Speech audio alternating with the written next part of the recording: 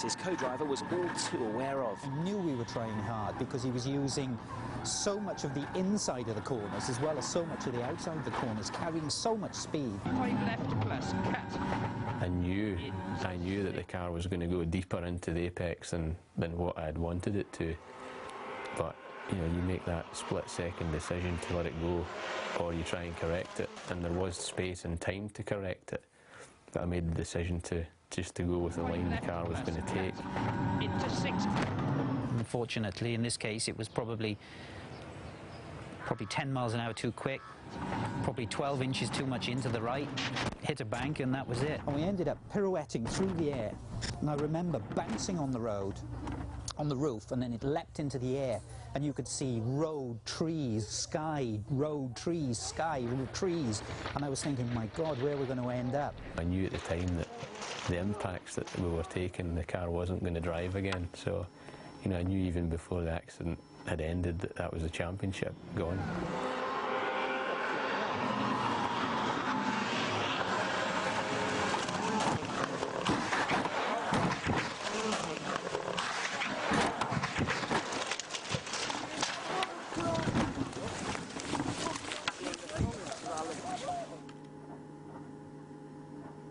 Back at base, the boss was far from impressed. I don't think you got enough bleeps here on your camera.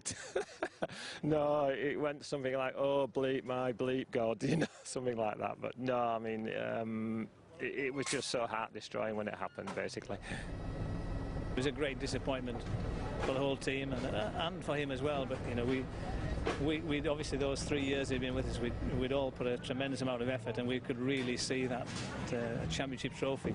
But sadly, it wasn't to be. Colin McRae was famous for many things, but losing that championship will probably go down as the most gutting. We'll leave you with one more replay of number 7, our most spectacular crashes.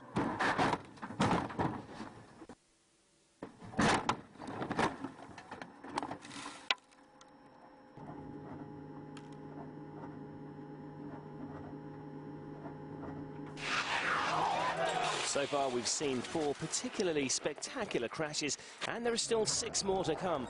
But there are multitudes that didn't make it into our top 10.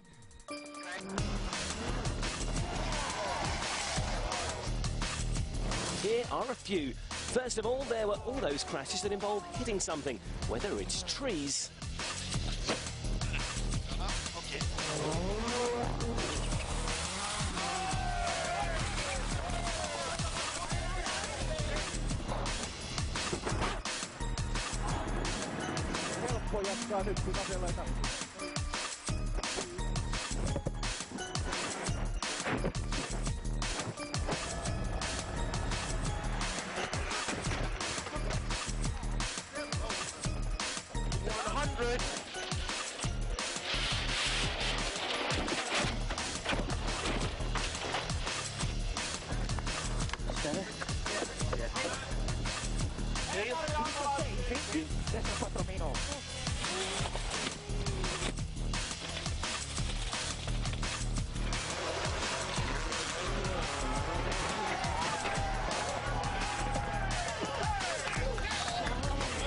something equally as hard.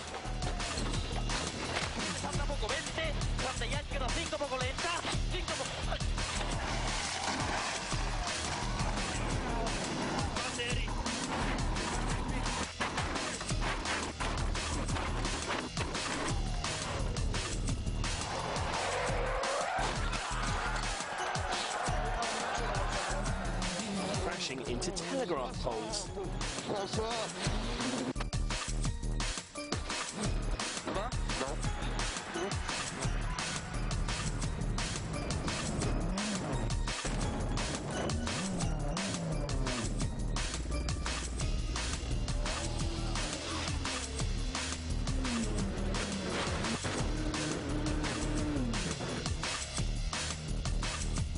Instead of using the Armco, smashing into them.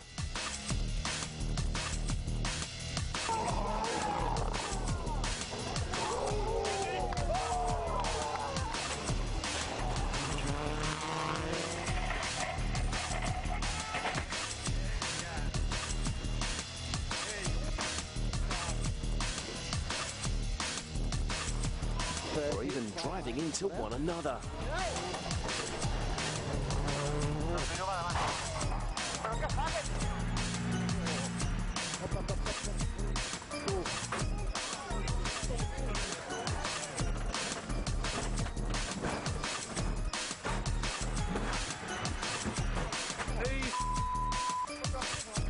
And then there are those big monster crashes that were on our shortlist but never made it into the top 10.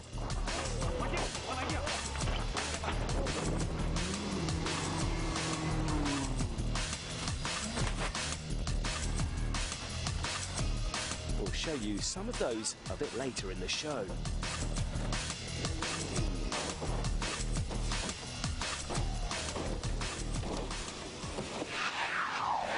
Still to come, some massive impacts, some huge rolls, and of course, number one in our rundown of the top 10. Have you worked out what it's going to be yet? Join us after the break.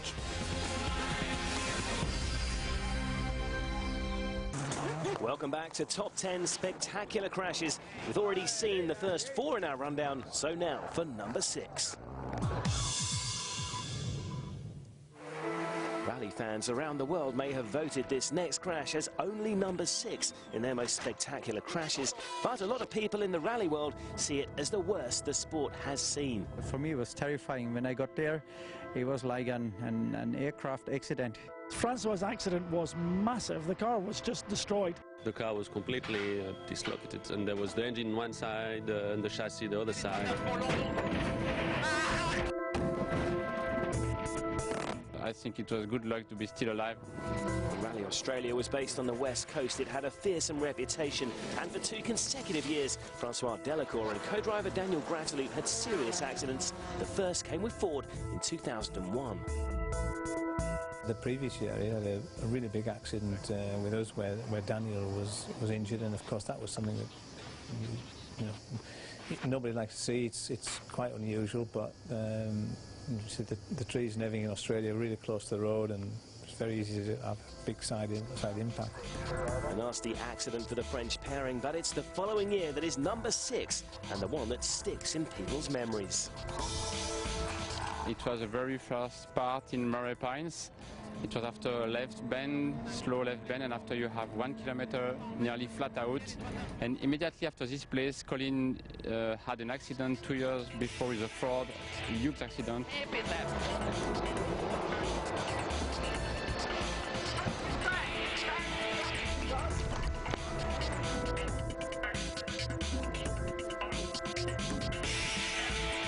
Colin's crash is immense, and clearly it was on Daniel's mind as he drove past 2 years later. And just when I was telling the left space note to Francois, I was thinking about this accident of Colin. But in that left corner, Francois got too early. So we took out the wheel of the car on this tree stump.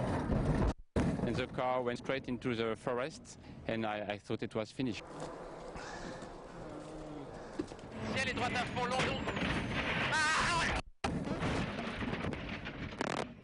After a few seconds, a shock of 88 G during very, very little time, I realized I was still alive. Due to problems with their cars just 100 metres further down the stage, fellow competitors Richard Burns and Armin Schwartz ran back down the stage and were next on the scene. We had this almighty bang, and lots of people shouting whenever, so we ran along to where Francois and Daniel were, and it's like an aircraft crash. I mean, it was just incredible.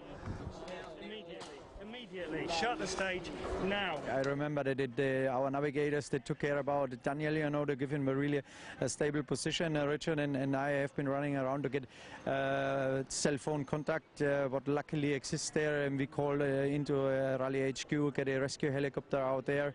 Yeah, we slow other cars down, and we calm Francois down, and then luckily the helicopter came quite soon after we called. An accident like this was only going to happen in a place like Rally Australia because of its unique conditions. The trees are always very close to the road in Australia. It's not like a traditional forest as we know it in Europe, where you have a ditch and a fire break and then the trees. Trees are right on the road and the road weaves through the trees. Any small error and you impact a tree which has not got much give.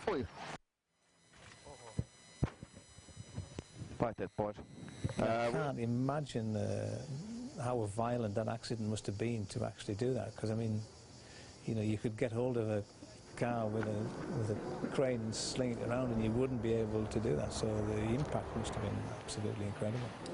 In the WRC, when something like this happens, it affects everybody. You go into kind of autopilot. Some people, you know, really put off by gory scenes. You know, there's something for everyone to do. You can slow cars down. You can try and help. There's, you know, there's lots of things that you can do in these situations. And as I say, I think one of the biggest things is a friendly face for the guys who are shocked or, you know, being in a big crash. It's just such a good thing. You know, when you are hurt and you have somebody speaking the same language as you, it's just all you feel. I mean, I think you feel a bit more safe in that case. So I think, yeah, Daniel was happy to have somebody he knows with him in the helicopter flying to the hospital. An unbelievable accident, and one that both Daniel and Francois were lucky to escape from, something that Daniel is all too aware of. I was still alive. It was incredible for me. And okay, I'm still here to speak about, but the shock was absolutely incredible. I will always remember this last image of the trees in front of the windscreen at 180 kilometers per hour. So I have to say thank you to Bernard Lindauer who built this, to the engineer who built this Mitsubishi, because the car was incredible strong. Before we hit the top 5 in our countdown of spectacular crashes, let's have a little recap. At 10, Guy Wilkes bared his bottom to a local marshal. Number 9, Colin McCrash did what he knew best. At 8, Andreas Mikkelsen didn't think much to his first British role. Number 7, it was that man again, Colin McRae, but this one cost him the championship. And at 6, we had Francois Delacour with one of the most dramatic crashes ever. And so to number 5. Florian Nigel was awarded his 2008 Junior World Rally Championship drive after winning the previous year's Suzuki Rally Cup. The German was under instruction to finish his first few events as he built up experience, but after a cautious start in Sardinia, he increased the pace, possibly a bit too much.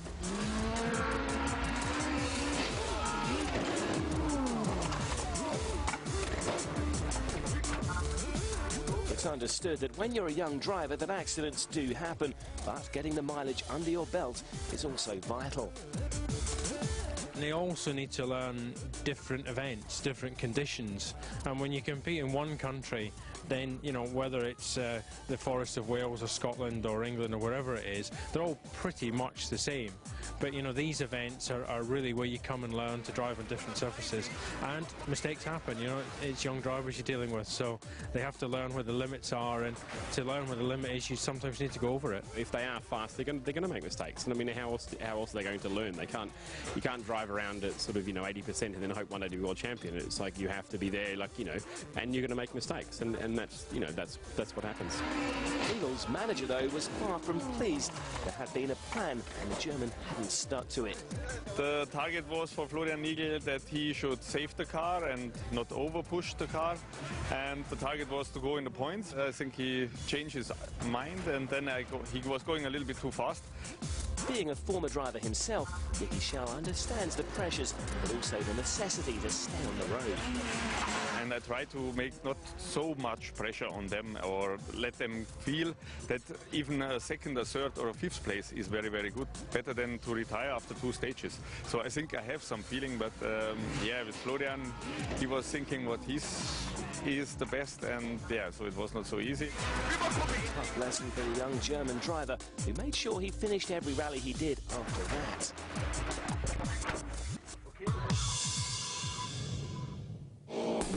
And it's another junior WRC crash next up at number 4 in our countdown. Every time you are trying to push like hell, but sometimes it's too much, sometimes it's not.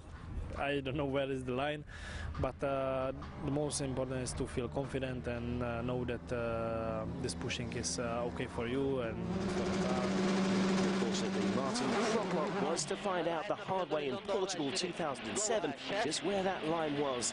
Embroiled in a tough battle for the lead with Irmo Ava on day one, this crash would see his season off to the worst